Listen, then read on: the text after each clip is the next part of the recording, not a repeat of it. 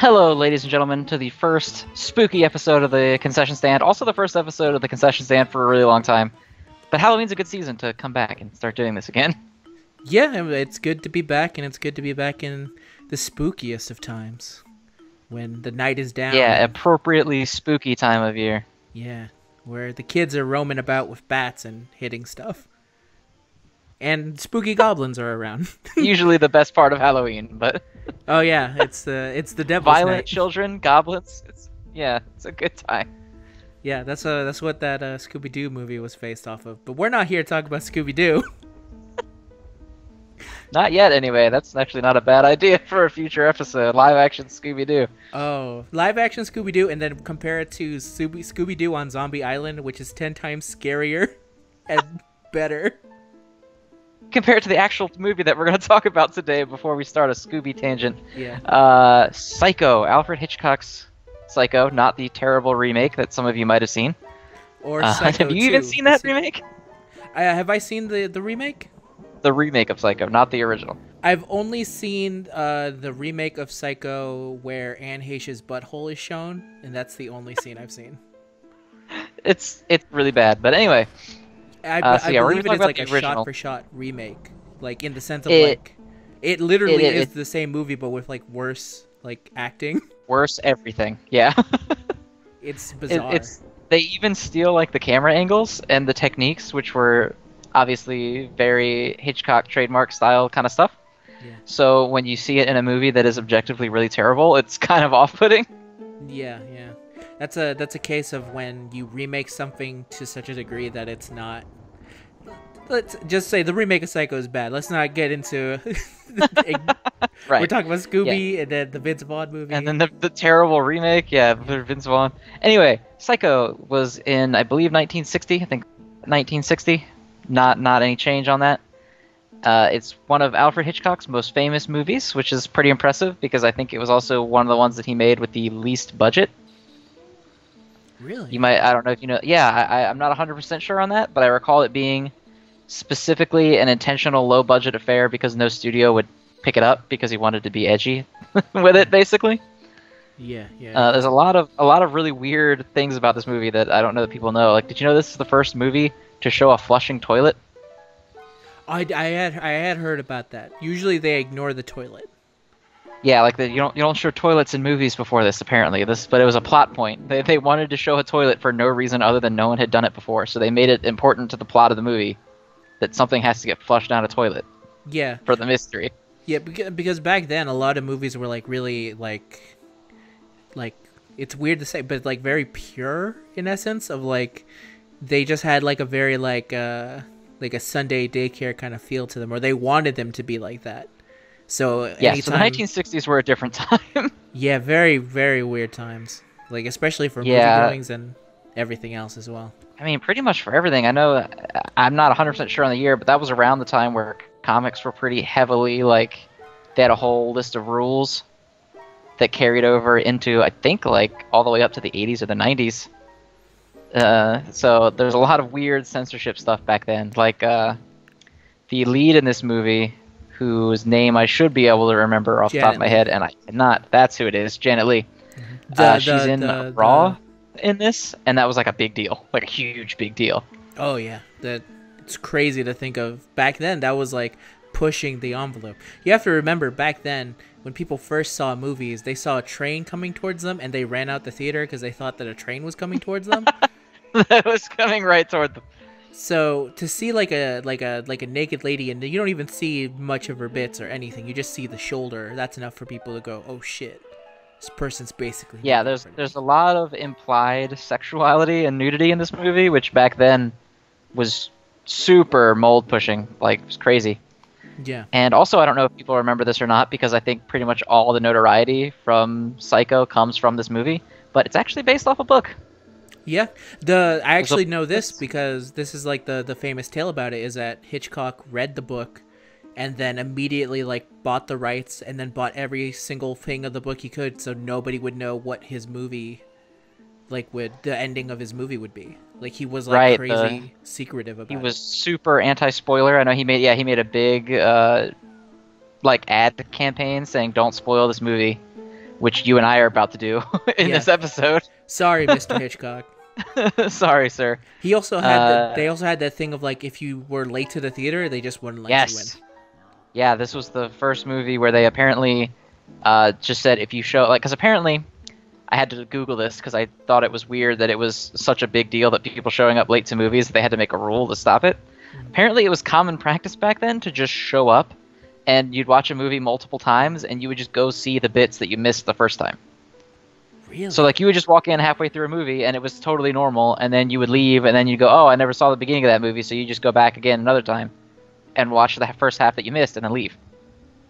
That's insane. What a different ass time back then. I know. That was astonishing to me that people didn't make an effort to just watch the whole movie all the way through.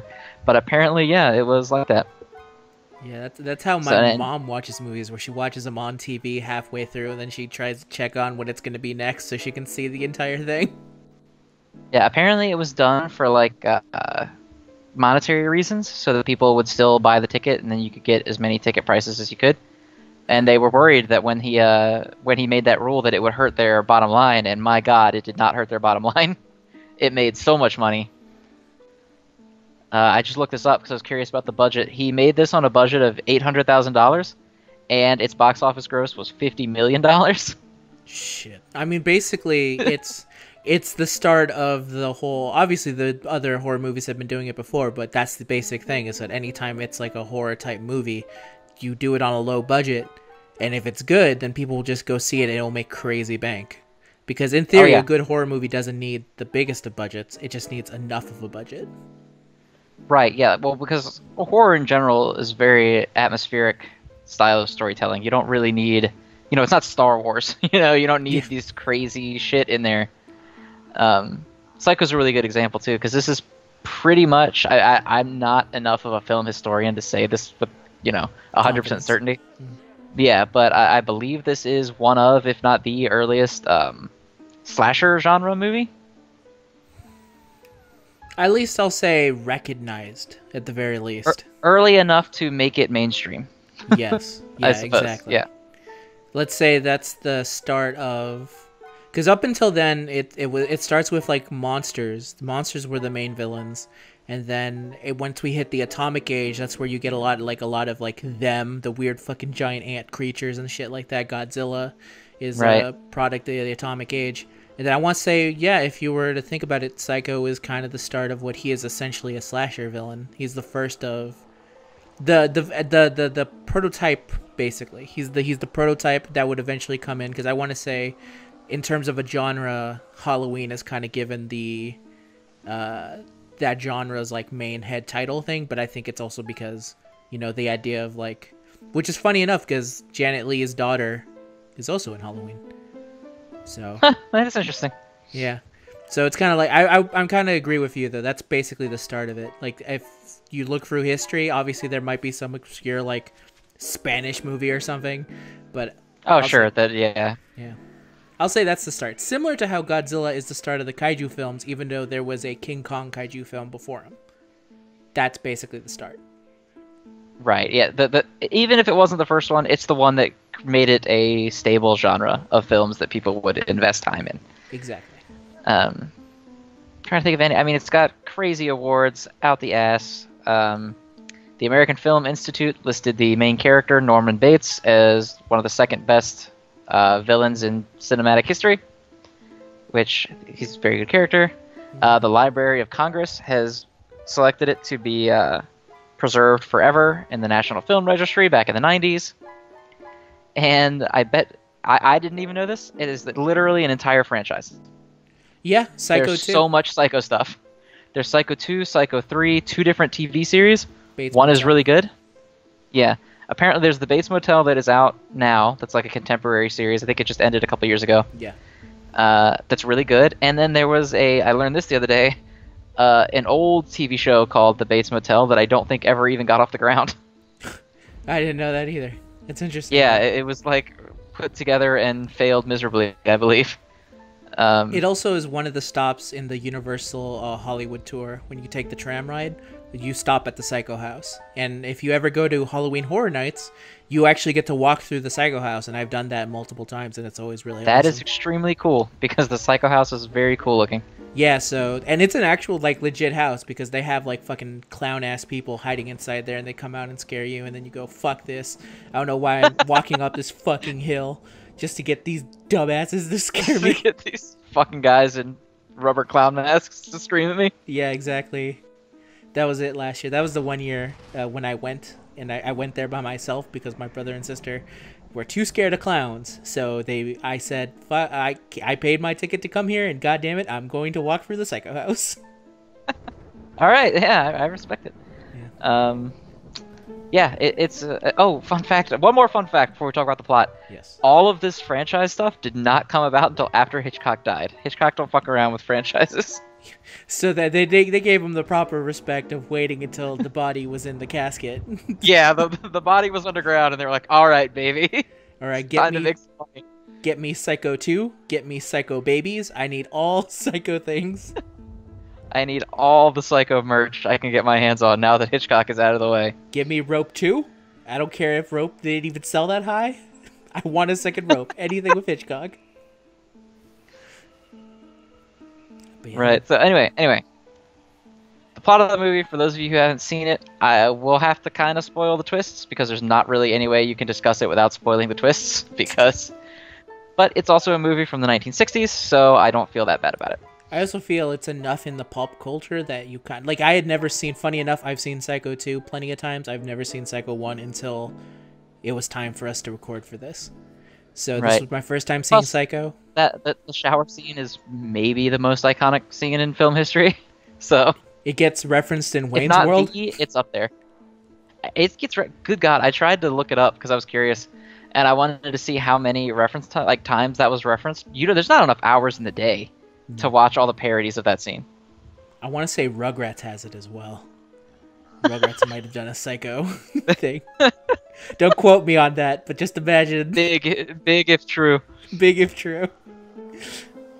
But yeah, Psycho. We're going to be spoiling it. I would suggest you watch it first, but know that a lot of this, when you're watching it, a lot of it will be known, and then some of it won't be known.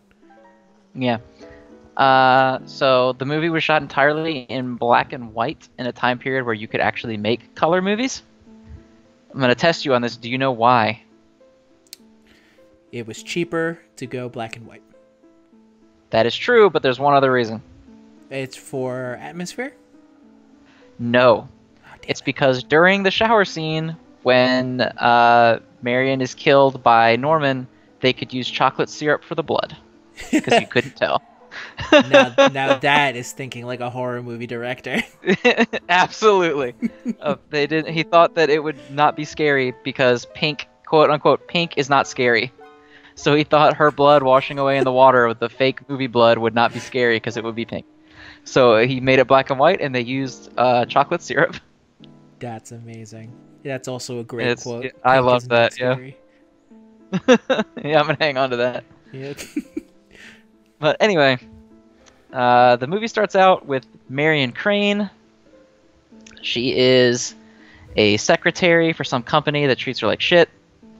And they give her a bunch of money, and they tell her to go deposit the money in the bank so they can get started on some sort of, I think she's a real estate job. Mm-hmm. And she says, you know what, fuck it, I'm going to steal the money, and I'm going to go live with my boyfriend, Sam. And she goes out there, and she's like, oh, God, I really regret stealing the money. And this is one of my favorite things about Psycho, because it starts off as a completely different movie. Oh yeah, it feels like you're starting like the midway point of a completely different film. Right, so she's on the road, she takes a nap in her car, or she sleeps overnight, I forget which one, and a cop wakes her up, and he's like, hey, you shouldn't do this is unsafe, and she's acting all crazy because she stole the money, so she's nervous, she's going to get caught and arrested, and she pulls over at the Bates Motel because there's a rainstorm. Norman is the owner of the Bates Motel. He invites her in, offers to share a little bit of dinner, and she agrees, but Norman, you hear him arguing with his mother that he can't bring a girl into the house, so they eat down at the motel instead.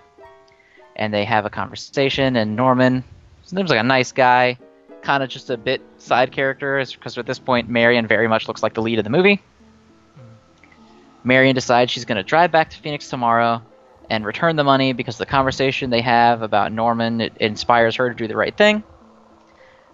She goes and takes a shower, getting ready to make a decision, and all of a sudden a silhouetted person rips the shower curtain open and stabs her to death with a butcher knife. You don't see the person's face. They just pull the curtain back, stab her to death, and walk out. You do see the clothes, though, so it does look like... You do see the clothes, yeah. It's like an old lady dress. Yeah, that's the best way I could describe it. It looks like... Yeah, it's like grandma from the Looney Tunes dress. It looks like something Uriel would wear. Yeah. From, yeah. Courage the Cowardly Dog. Yeah. It's an old woman dress, and the old woman haircut where it's all pulled into the back, like... Not a ponytail, but you know what I mean. Old lady hair. Yeah. And stabs Marion to death. Norman finds her body, panics, and cleans up the crime scene, throws her into a car, and drives it into a swamp. Mm-hmm. So then Marion's sister comes and talks to Sam and says, hey, Marion is missing.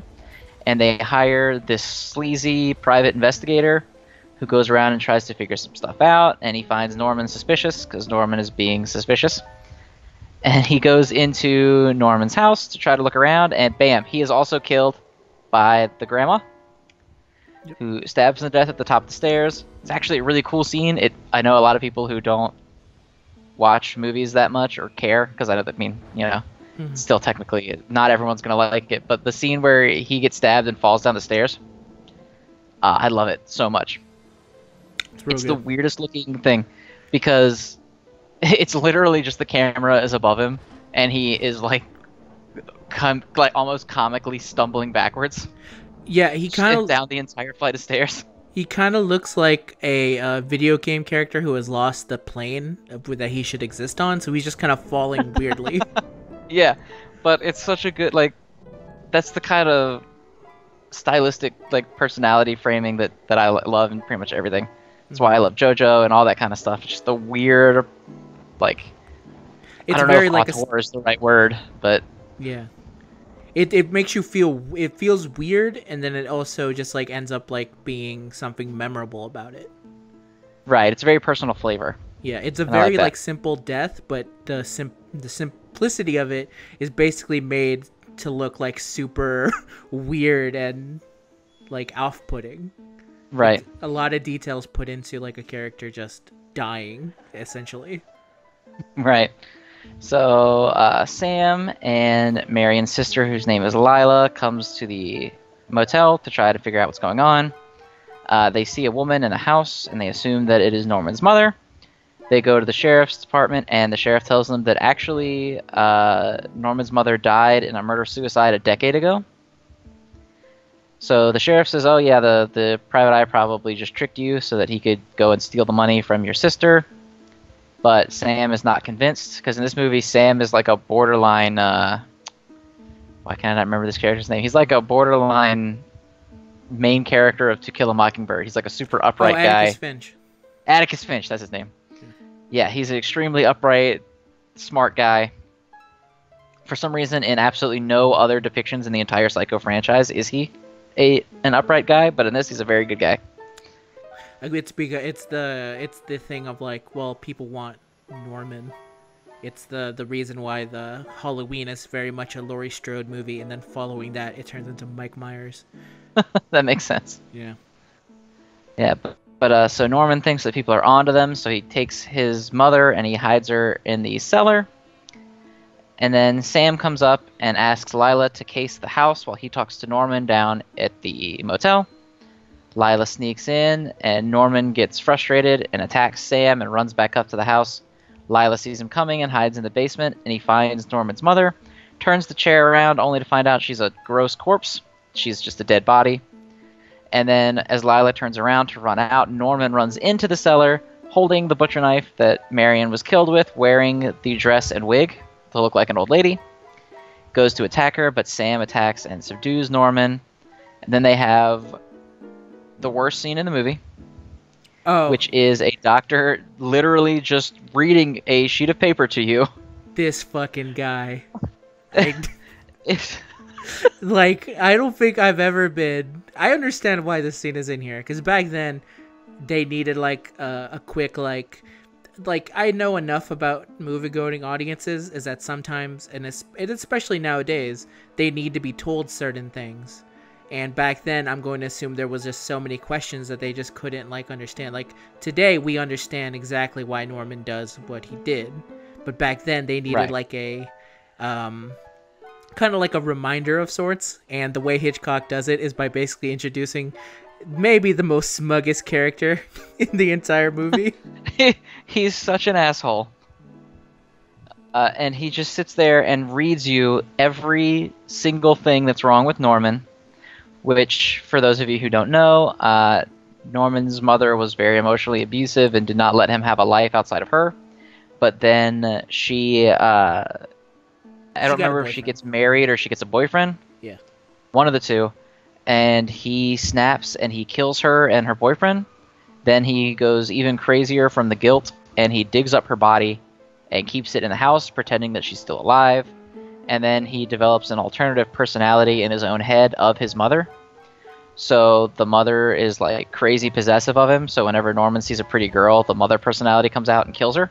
Yeah. Which is what happened to Marion. But he also thinks the personality is like, because he was so devoted to his mother, he thinks that she must be the same way. So that's why, even though the mother wasn't a killer, his version of it is, because in his mind, his mom, his basic version of the most perfect version of his mom would feel the same way he does. Right. And to him, he views the alternate personality also as his mother alive doing these things. Like, he doesn't put it together that he's the one doing it. So it was Norman dressed up as Mother, which not the character. I think what his alternate personality was referred to only as Mother, not Norma Bates, which is the name of his mom. Yeah. So he killed a couple girls, then he killed Marion and also the detective. And the psychiatrist at the end says that the mother personality has stepped up and essentially taken complete control, more or less. And he is sent to a psychiatric prison. And then at the end of the movie, you see, it's this whole long scene of them explaining all the stuff that's wrong with Norman and who Mother is and how it works. And then the end of the scene is them finally dredging up Marion's car out of the swamp, which ends the movie. Which was a very weird, like, here's this really long cool down period where you're just listening to this guy talk forever. And back then, you're right, they definitely did need it, especially because the movie, like, people were probably kind of freaked out. Mm-hmm. But then they cut right back to like, oh, and by the way, here's her car. Like, now you're back in the fun part for a little bit, and then the movie ends. Yeah, and then there's also another scene in between that where Norman as Mother is basically doing a monologue, which is basically an anime villain monologue, where she's like, Norman's trying to blame it on me, but I won't let him. Look at me, look at that. Oh, yeah, fly. when she's like, yeah, I can't even move. It's all Norman. It's not me. Oh, look, I won't even bat that fly. They'll say, how could she kill anyone? She wouldn't even hurt a fly.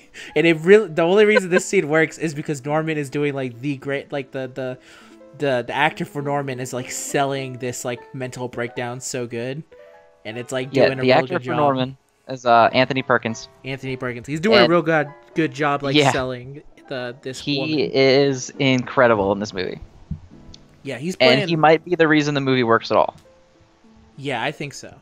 I think without Norman selling it the way it is, I don't think the movie would be as... Like, it would still have a lot of the cool shots, it would have all that, but it wouldn't have the main, like, linchpin of a main character that is him. Right, so in the novel Psycho, I've never read the book. I will be upfront with you guys about that right now. Alright, fair enough. But in the novel of Psycho, Norman is, like, an old guy. He's, like, in his 40s or 50s, and he's chubby and a creepy weirdo. And Hitchcock was like, no, that's not going to happen. So what he did is he got Anthony Perkins, who in this movie is in his late 20s, I believe, close to 30, but not quite there. And he's more of like a, not suave, but not creepy right away. He's like a good old boy. Hitchcock used, yeah, it was like a good old boy or like a boy next door kind of thing. Yeah. Someone who is meant to like be just kind of a charming everyman. And that's a big part of like where the horror comes from, especially for like back in the day, where he could have she's just a guy, you know, he wasn't like this creepy monster guy, he was just a guy. Yeah, and since then, that's kind of been the MO with a lot of like other type of like psycho killers. It's the idea that they're just the scariest thing about them is that they're just human beings. Yeah, and you would never like look at someone like Norman and say, "Oh, well, that guy is probably a murderer." You know, it would never cross your mind. Exactly. So yeah, that's Psycho, and then it ends, and then it's just over. Like after they pull up that. Yeah, there's a really cool scene right at the end when Anthony Perkins is doing his super creepy look at the camera, his final look at the camera, where the last few frames of that has the skull of the mother body superimposed over his face. Yes, it does. Really good scene. I really like that. It's really good whenever they do a close up to a character's eyes and then you see someone else inside them.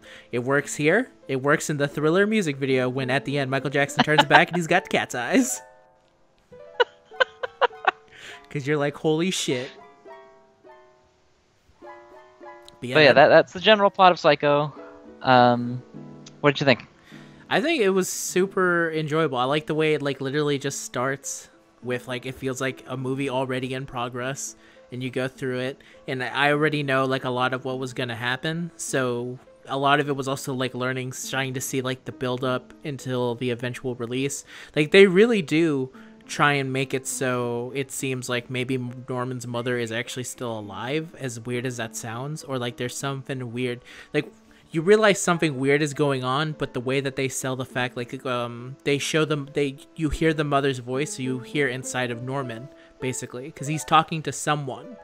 So right, you always assume like the movie goes very good to show you like, okay, obviously like he might just be talking to a person. And I want to say the only reason people are now adept to going like, okay, he's obviously crazy, it's because of this movie. Like the oh yeah, 100%. The techniques he used in this movie are still used today.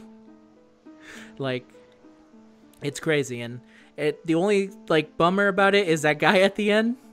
And I understand why he's in there. That's still just kind of, they could cut him out kind of almost entirely, or they could like cut it down to just the essential bits, because he's doing like a whole like routine where he's like, so did he confess? Yeah. The mom confessed. And then they're like, what do you mean? And he's like, yeah, let me pull up a chair and tell you what I talked about his mom. See, there's two of them in there. And it's like, it goes on for way too long. It's an extremely long scene with a painstaking amount of detail in it. Yeah. And there's almost a part where again, like, it's fine.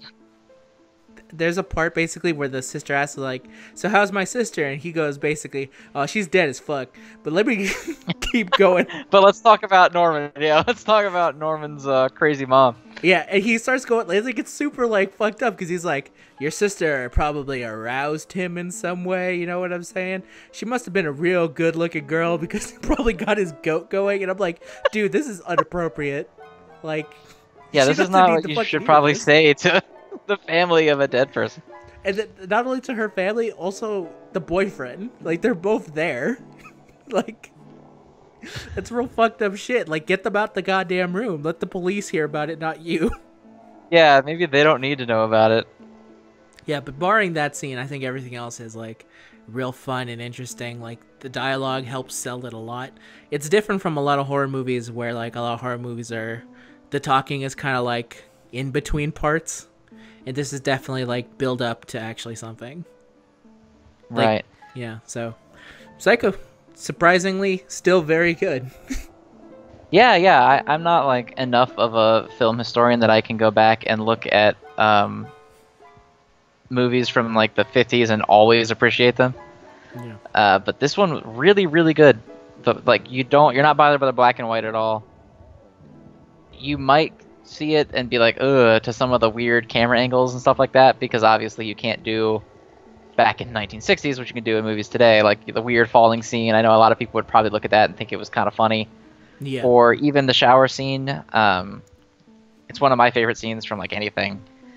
But I can see how a lot of people would be like, oh, that's obviously like fake, which of course it is, but you can't make it look realistic like you can nowadays, you know? Yeah, exactly. Back then, you couldn't show knives going into people. Right, and it's funny that shot actually does not have any. It's a ton of cuts. There's a crazy amount of jumps from a bunch of different angles. Never at any point does you actually see the knife pierce any skin, not even for like a frame. And Hitchcock talked about that, and he said that basically what he had to do, because a movie like this wasn't particularly common, is he called it transferring the horror from the screen to the mind of the audience. So basically what he would do was he would take a lot of scenes that showed just enough to be implied, and then the audience filled in the gap. Yeah. So basically everyone watching played the scene out in their minds exactly like he just stabbed her repeatedly. But obviously he never actually he doesn't even make contact, you know? It's not like an effect where you see a fake knife go into, a fake back or anything. It's all completely implied. Yeah. And I personally think, like, and especially back then, that's where a lot of good horror stuff kind of goes. Is that the things that you can imagine are always worse than what they can show you, basically. Like, there was AKA the Cloverfield effect. Yeah, basically. There was a movie, I wish I could remember. I think I want to say it's The Cat Strikes at Night or something. It's a movie about basically there's a panther out on the loose, and there's a scene where a little girl is like, the scene is inside the house, and the mom is like getting stuff ready, and she's playing with her little son, and then the daughter's banging on the door, and the daughter says, "Mom, you have to let me in," and the mom's going like, "No, honey, you need to go out and play, it's time to go out and play." And she goes like, "No, Mom, there's something out here." And she's like banging on the door, and then she the mom eventually catches on and is like, "Oh no, oh shit, there's something actually outside." So she goes like, "Oh my god, I'm coming, just hold on," and by the time she's reaching to the door to unlock the door, there's already blood coming from underneath it, so for a fact that kid just got fucked up royally. And they couldn't show you that back then, but in your mind you're already going, that girl is super fucking dead on the other side. And so you're just kind of like imagining. Yeah, and it's a lot of stuff like that back in the day. And see, this is gonna sound super snooty, but I enjoy how creative that has to make the team, like having to make do with these kinds of situations. Yeah. Where you can't like go into the movie and be like, oh well, we'll just touch all that up with a computer after the fact, Yeah, it's true. That's why the best, I think, kind of modern day horror movies are one that are able to deliver more on atmosphere, and sometimes they have really good effects, and other times that's enough to get you through, but for a lot of them it's not enough. Right. There needs to be some urgency to the situation. Has to be scary to you and not just look like super fucked up. Right. Yeah. And that's part of why I don't really like modern horror movies. Like, I'm not a Saw guy. That's just not my scene. I'm not big into, like, what do people call it? It's like torture porn movies? Yeah, torture porn movies. Not my thing. I understand that. I'm big into it just because I like seeing the effects, and I like sometimes, I enjoy all forms of it. I like stuff like that, and then I like seeing dudes get put through a laser beam, and then their face splits 8 different ways. And you're like, that's fucked up. Real fucked up on that part. But I'm understanding of like, yeah, there should be more variety toward it. Like, and to be fair, I like Saw more than I like Hostel, and Hostel is like just that, but without the element of there maybe being somebody able to get out of this. Right. Because at least Saw has that like feeling of like, okay, maybe they're gonna escape. Hostel is just like, do you want to see this dude's Achilles tendon get cut? And I'm like, yeah, Saw was at least framed like a game, like a fucked up game where they could maybe get away. Yeah, so I'm always like criticizing them like I'm watching a YouTuber fuck up on my video game. I'm like, dude, you obviously should have just put your hand in there and pulled it out. Like, this is not hard. Come on, get your shit straight. But for stuff like Hostel, it's literally just taking up people and then just like cutting them open in fucked up ways, and it's like, I'm not super into that. I'm more into like, I mean, that's a fucked up situation, but it's not a scary situation to me. Other than like, unless you don't want me to go to like Britain or something. So, mission accomplished. Right, yeah. Yeah, and I generally agree, because for me, I would much rather a movie show me a little bit and then let me make it scary for myself. I don't know if some people just kind of view that as like lazy or whatever. I would rather see a scene like the shower scene where she's obviously getting stabbed, but other than that, like it's all what I'm making of it, you know? Yeah, yeah, definitely. I don't know if I'm explaining it very well, but that's No, basically what I mean. I think I get you on this, and it's something that like a lot of like horror movies, like especially as the evolution has gone on to like different kinds of genres, I think we're finally getting to the point where we might be getting to like a good midway point between both of them, but it needs to be more like, yeah, obviously there could be more improvement, but we'll see as time goes on. Right, and horror definitely runs. I don't know if clicky is obviously not the right word, but genres tend to come and go. Mm-hmm. Like I think slashers are pretty much dead. I haven't heard of any major ones in a long time. Halloween. Like, well, that's not a remake of a one from God only knows how long ago. No, yeah, you're right. You're right in that sense. Actually, the last one, Hellfest, was the last one I knew of, and it's shit. I've never heard of that. Okay, so before we get back, Hellfest is basically the setup is that it's a guy who's going to something like Halloween Horror Nights and killing people by dressing up as one of the fake horror people. So the horror is that it takes place in an amusement park where people go there specifically to get scared, and he's actually dressed up as one of the people there, and he's killing people. But it's not. It's a good premise that's very badly executed. It sounds it. Yeah.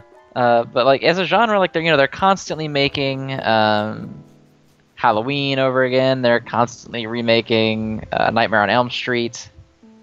All those kinds of old school ones. I guess like the Purge franchise probably counts. Yeah. The funny thing is that Purge has gone into a very weird direction after Purge 3 figured out that there was. So you don't watch any of the Purge movies, right? I've seen the first one. Okay. So Purge 3 takes place in a world where basically the setup is the bad guy is an amalgamation of Donald Trump and the good person is a Hillary Clinton. And the end of that movie... the third one is like a political election, right? Yes. So that movie is completely set up to be like, oh man, at the end of this, it ends with like a vote and it's like, well, clearly she's gonna win. And then it ends. And then... Unfortunately, history has made it so that the hopeful ending that they wanted didn't turn out the way it was. So it got really like weird and political, and that's I think the Purge 3 might be the one that people most like because of that, and I think they've kind of started going in that direction. But in the beginning, Purge 1 was supposed to be like is just a very basic like home invasion movie. Like The Strangers. Yeah, it's just people break into your house and I guess the main setup behind it being like sanctioned was that obviously no one was going to come and help them. Yeah. That was sort of the backdrop of what the Purge was, not necessarily it being like a government policy. Yeah. There's also some real interesting racial undertones to the first Purge, in that the reason no one wants to help the first guy is because he is a black dude. And I think the best part about the Purge is that the Purge ends and then that dude doesn't even say thank you. He just runs away. It's maybe my favorite thing about the movie is the ending of that movie where she takes a shotgun and she's like, I'm tired of this bullshit. Everyone's going to sit the fuck down until the Purge is over. Are we okay with that? If you're not, you're getting a shotgun to the fucking face. I can that. But anyway, back to Psycho. Before we get too far off track. Yeah, sorry. I don't really want to talk about Psycho 2 and 3, mostly because I have not seen all of them all the way through. I'll say Psycho 2 is okay. Psycho 2 is one of those movies that isn't as bad as you think it is, but is also not as good as the original, obviously. Right, so that's the one I've seen parts of, and from what I recall, that one's actually kind of like fucked up. It is. Because that one's basically Norman is able to recall a Wade mother, and he's just trying to live his life, while everything around him seems to be trying to get him to break down. Basically, it's like trying to get gaslit in, so that the mother comes back out, and he's just trying so hard not to go back to that. Right, and then obviously it has the spin-off. Have you seen the spin-off TV show, The Bates Motel? I've seen, I think, yeah, I got up till close to the end of season 1. And eventually it got to the point where I just couldn't keep watching it because I knew eventually Norman would go bad and I didn't want to see a good boy go down so bad. It 100% does happen. They change up some stuff to keep it a little bit different, which is nice. Yeah, that first episode is It gets criticized for some stuff that it changes. Like, Norman does not survive it. Huh. It gets a lot of hate for that reason, because it's basically saying that... Because the original Psycho, for everything that happens, ultimately in the end, Norman gets sent to a psychiatric hospital. Yeah. Help. He's a mentally ill person that gets help, and the TV show is like, nope. That ain't cool. See, yeah, the TV show gets a lot of criticism for that. You shouldn't do that. Funny enough, I will criticize it for doing that, but not the whole subplot about like weird marijuana farms. Yeah, so I did watch that show pretty recently, which led to me rewatching Psycho, because I watched Psycho a long time ago, actually, for a film class. Mm-hmm. And then I watched that TV show not too long ago. It made me want to look back into it again. Once you get to the later seasons where it's actually about Psycho, it gets very good. But it starts off as like a very strange drug drama, where just like Norman Bates just happens to sort of be around these things that are happening. Yeah. And it gets really the first I think I think the show is good. It takes a while for it to get to Psycho. Yeah, once it gets to the actual parts where Psycho shit is happening, it's actually really good. Mm-hmm. Like, I was totally into it. But the first like 2.5 seasons, like, whatever. Yeah, it's like, I didn't really need to know this much about Norman's mom and his brother. Maybe. Yeah, his weird brother that was not in the movie. Yeah, his weird brother who gets involved with marijuana farmers. Again, very weird. Yeah, and it's also strange that they made the marijuana trade just triad gangs. Yeah, that's right. It was the triad. Yeah, they're like horrible, violent, like murderous gangs, and it's for fucking pot farmers. Like, no cocaine, no crack, no heroin, it's weed. It's just weed. It might just be a symbol of where that town, because the town is basically nowhere. Maybe that's their statement, is that weed is still a big deal over there. Out here in the middle of fucking nowhere. Exactly. With Norman and his mom. Damn it, I was trying to set up Eustace Bag, but then I realized that there was no way for me to... Couldn't really do it. So it does change a little bit. It gets pretty good. If you guys don't feel like you can make it through a movie from the 1960s, because I know some people who, they appreciate film for all it's worth, but watch something that old, they just can't themselves get into it. Watch the TV show. Yeah, suffer through it. But say that first episode is real fucking rough. Not in the sense of like it's bad. It's just a tough watch. Yes. Because there's certain things that happen. Not a faint of heart episode. Yeah. So if you're not into seeing like, I guess the best way to put it is women in danger. Maybe not the extreme violence against women in the very first episode. Yeah. So. And the entire franchise is sort of violence against women. So you probably should not really watch that show if that's a struggling point for you. Yeah. And at least that's also a struggling thing with horror, but we're not going to get into that. But at least Psycho is very tame in its women violence.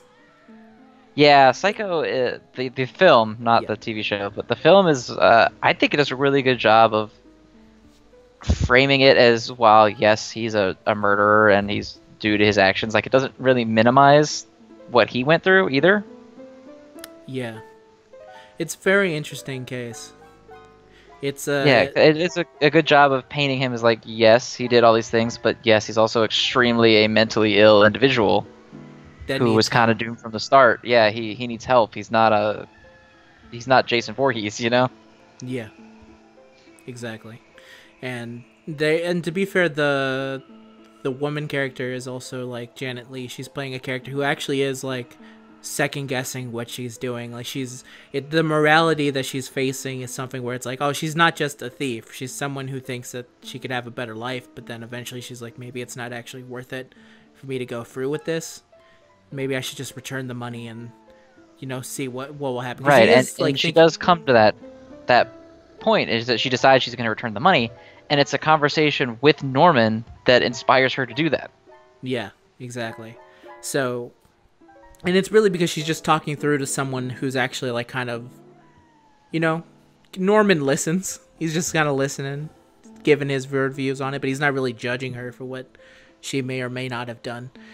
So it's funny that like his side of him is just so, you kind of want to root for him, you want the best for him, and then he has like a completely different side of him where it's like, well, this side of you is a monster, but also you clearly need help. That's what Norman ultimately needs, is help. Norman is like Ted Bundy 20 years before Ted Bundy. Yes, but also not as fucked up as Ted Bundy. No, not as like horrific, but Ted Bundy is someone that people always talk about as being like, he was crazy because he was like a nice everyman that was also crazy. And that's very much how they frame Norman as a character in this, is that when the first time you meet him, he's just like kind of a shy, nice dude. Mm-hmm. And they have one scene where he is with Marion, and it's a pretty long scene where they just kind of talk about life a little bit. Mm-hmm. And first of all, the way Hitchcock shoots the scene is really good, because every time Norman is depicted, the camera is slightly below him, so you're always kind of looking up at him. Whereas Marion, he doesn't frame it that way with her, so it's like just slightly intimidating, because they give him just a little bit of like, because obviously shooting from below is supposed to give the subject of the shot have like the appearance of power. Yes. But it's only off center a tiny bit. It's not like they're making him tower over the camera and he's looking down into it. You know, it's very subtle. Yeah, very good subtle camera tricks there. Mm-hmm. And then he starts being vaguely creepy in the conversation, but it's not enough to make you go, "Oh shit, this guy is like trouble." It's just it sort makes of like you think that he's kind just of not weird. He's just not learned, basically. He's just like a weird, lonely guy so far. You know, not a lot of experience with the ladies. Like, I understand that. Right. And they frame it as like, you know, he's just kind of a guy who is a stumbling block on Marion's journey through, you know, what he's done, or through what she's going to do. Mm-hmm. And he's going to inspire her to go back, and she's going to go back and return the money. And then the movie 110% shifts to Norman completely. And it just ever so slightly hints that to you, because there's one scene before Marion is killed where the focus shifts to Norman. Which, on first viewing, is weird, because up to this point, Norman hasn't done anything that would make you think he's not just sort of a supporting character. Yeah. It's real good stuff. Very well made. I know it comes as a show surprised everyone. An extremely well made film. From Alfred Hitchcock, yeah, who would have thought? Yeah. I really do like that Alfred Hitchcock basically saw that these types of movies were making money, and he was like, I bet I could do shit like that. And he was right. He totally could. Yeah, he was 100% right. And I think because Hitchcock's earlier movies were almost kind of, I don't know if feel-good movie is the right word, but they were like romantic movies, weren't they? Yeah, they were. It's kind of one of those things of like, he saw that there could be money made with these types of films, and he was like, I could, you know, give it a try. It's something that he obviously had a very good eye for, that he could do. He just needed to prove it, and with the lowest budget possible, he was able to make something that's basically stood the test of time and is still like a reference points to like even modern horror stuff. Yeah. Have you ever seen the trailer for the original Psycho, the 1960s trailer? No, I don't think so. Do they completely just show the first 5 minutes and nothing else? It is literally Alfred Hitchcock taking you on a tour of the house.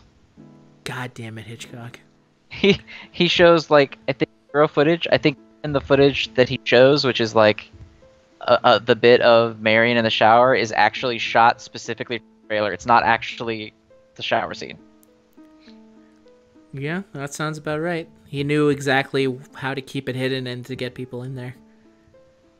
He was always doing, like, really weird stuff. Like, he always liked to do intros and stuff, and it was a very distinct style, so I kind of understand why they waited for him to die in order to do another Psycho. Before they did, anyhow. Yep. Yeah. So yeah, that's Psycho. Is there anything else you would like to say about the Psycho?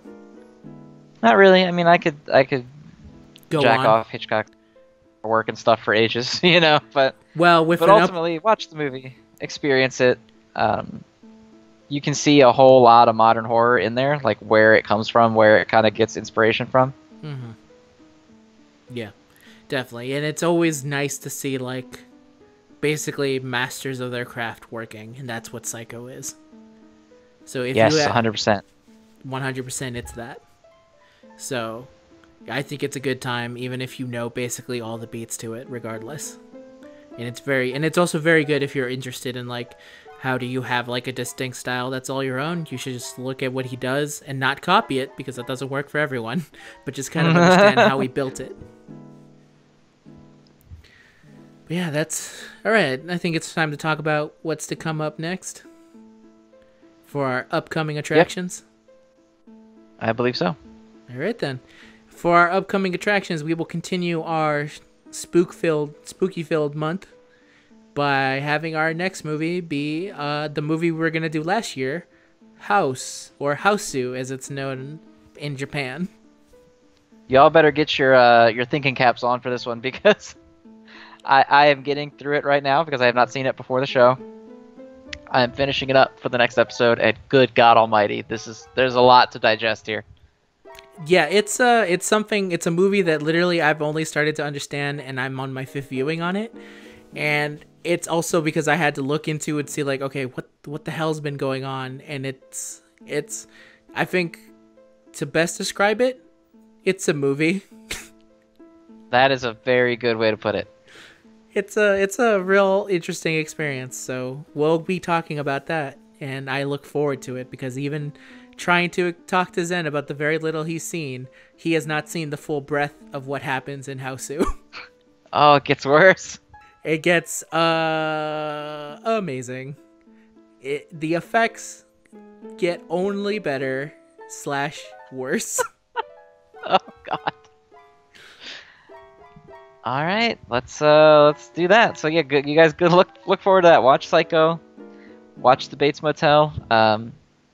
If you're interested in general lore of Psycho, definitely watch The Bates Motel. If you're just interested in really amazing film work from a really amazing director, go ahead and just watch Psycho. And everything Hitchcock has done, because he's a madman that's incredibly skilled. Yeah, and he is a mad person. Crazy man, but excellent. Yes. Excellent filmmaker. So, until Absolutely. next time, see those things, see House, and then we'll have a special final Halloween episode that we're still deciding on. Yeah, we'll figure something. It'll be nice and spooky. Yes. And we had some good recommendations on Twitter. I'll check those back out again, and we'll talk about it. Yeah. But for now, get ready for House, and get ready to just have your fucking mind blown. It is a mind-blowing experience. The only thing left for me is to somehow figure out how to see it in the multiplex. If I can see it, then I'll be... Could you imagine that fucking film on the big screen? We'll talk about it next time. We'll talk about it next time. All right, everyone.